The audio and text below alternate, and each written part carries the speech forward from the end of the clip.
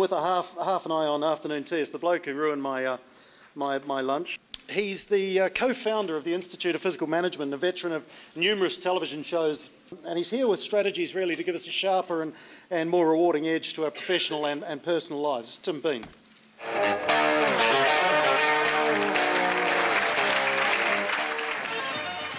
I know normally as we would do in these sessions after lunch, I'd everybody up doing star jumps and press-ups. But I thought against it, well, actually that's not a bad idea.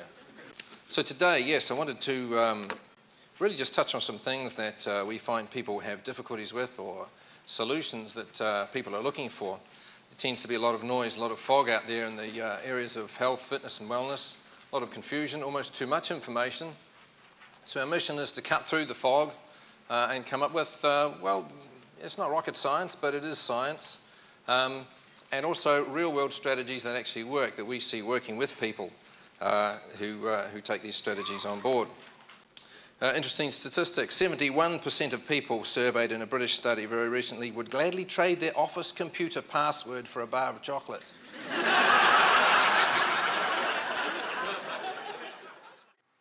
Understand this, comfort food is a concept dreamed up and marketed by people who want to sell you dreadful food so you don't feel so bad about buying it and eating it. If you're stressed, tired and worn out at the end of a day, and you get home and you need someone to understand you, someone to support you, someone to comfort you, know this, Mr. Whole Packet of Chocolate Biscuits is not your friend.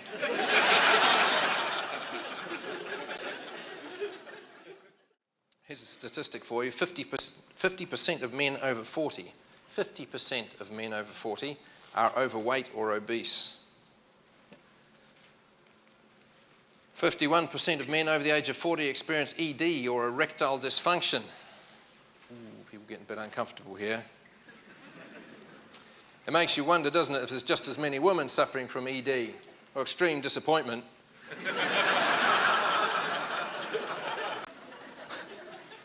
I love body language. Have you ever studied body language? There's a lot of fellas in the room right now like this. Hey brother, nothing wrong with my willy. And there's a lot of girls going, that's what I'm talking about. That's what I'm talking about. Stress is a major factor. 45% of people at work on an average day are underperforming because of physical and mental stress. How many people find that they have so much to do and not so many hours in the day? Yeah? This creates stress. Don't fight stress though. Don't fight the pressure. Because if you look at stress, it's what we were designed to thrive and survive on. The most remarkable achievements won't happen without it. The problem isn't stress, it's the lack of recovery. You can be maximally stressed and achieve some great things if you have recovery. Look at any sportsman on any weekend, achieving fantastic things. Stressed to the maximum ability that human performance we could conceive would endure. Some of the biggest and best deals that have ever been made in the city have nearly broken the people that made them. High stress. Stress gets stuff done. So embrace stress, but plan recovery, because that's the real problem. It's the longevity, it's the continuity of stress which creates the problem. Look at a tennis player, high intensity set, and in between sets they get momentary recovery. What do they do in that momentary moments of recovery? They zone out, they recover, they get their breathing, they think about their game, they focus, they get in recovery, then bang, they're back on again. Here's a wee tip for you. Schedule regular pit stops in your day. Go outside, walk briskly around the building, get a glass of water. Do not take your phone or BlackBerry with you. Enforce a mental defrag. You'll be amazed. Those 3 minutes will build more into your day. The biggest cause of stress in the workplace, too much to do and not enough time. But understand this, you can't make any more time. They're not making any more time. There's 24 hours in the day, that's it. In recent years, everyone's been banging on about time management, managing time. Let me challenge you with this idea. It's not about managing time. Think about this. It is about creating energy. If you are fatigued, if you are worn out, if you are unfit, if you are not performing, you will not do well in life and you will not do well in your job. You will struggle constantly and you will find yourself under physical and psychological stress. However, if you are busting with energy, if you have vigor, vitality, you will create a situation where you can cope with life, the life that you've chosen to lead, with greater ease. Think about that. It's not about managing. The people we have in the audience today, you are unique people. You're in unique situations with unique challenges. You're faced with issues of not having enough time. You're faced with issues of displacement, excessive travel schedules where you're never home often enough or long enough. There's pressure and responsibility. You live in hotel rooms, airport lounges, taxi cabs, meeting rooms, restaurants. You're being drained of energy and constantly jet-lagged. There are limited opportunities for exercise in that environment and even more limited opportunities to select the right quality of nutrition to try and support the system that you're putting under duress with this routine, with the schedule that you have. Time isn't even your own. Your whole days are organized by your EAs and PAs. It's not a 9-to-5 job that you've been involved in at the top of the chain. It's very different from the norm, and it's the same difference between driving your car to get the groceries and then going out and do 20 laps of Le Mans in the same car. Same bodies, different challenges. Now, you might be a very good driver, and you might attribute a lot of your success to what goes on in your head, to your talents, to your skill, to your training, to your experience, to your agility, your sharpness, your instinct.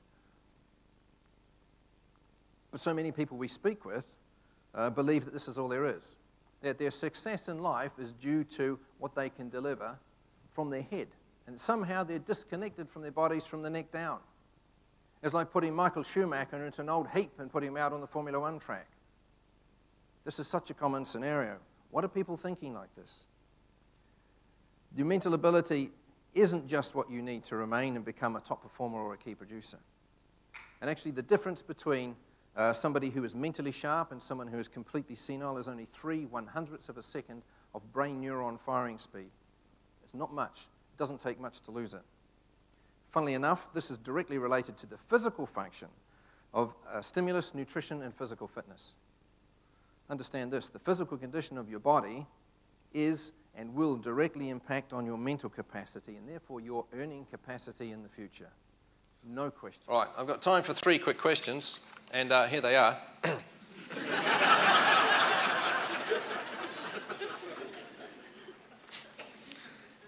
Ask yourself this: at what point in your life would you consider ever it a good idea to stop taking care of yourself? Considering the lifestyle choices that you are making right now, question number 2, at what age are you expecting to die and what from? And I think if you would look at your lifestyle and the damage that does, if you could see what's going on inside your bodies right now, the answer would actually shock and scare you. If you could live past 100 years, and there are people doing it now, what do you think you would need to do right now to make that happen? What would you need to change? My own 100-year mission when I'm 100 years old is to be beating my great-great-grandson at tennis, which is an outrageous concept because I'm really crap at tennis. Not many of you know, but Anna and myself have 3 grown-up children. We have 3 young grandsons as well. One of the greatest joys that we have every Christmas when we go back to New Zealand, spending time up on the lakes, water skiing with them, playing with them, rough and tumbling with them. And I see people who are next door and people who are along the street who are the same age as us, who have grandchildren, and gramps and grandma spend their whole time sitting in a rocking chair on the porch while the rest of the family's out doing stuff. That's not what memories are made of, ladies and gentlemen. That's the same as a pig's tail. It's too early. It's too early to adopt the mantle of age and oldness, and we do head there pretty fast. It always amazes me in the human race how many people seem to be in such a hurry to finish first. And I think any strategy that you can put in place to slow that down, to look after yourself better, simply by addressing some very fundamental things, you'll get much more enjoyment out of life. Ordinary people are doing this stuff, you can do it too. Thank you very much.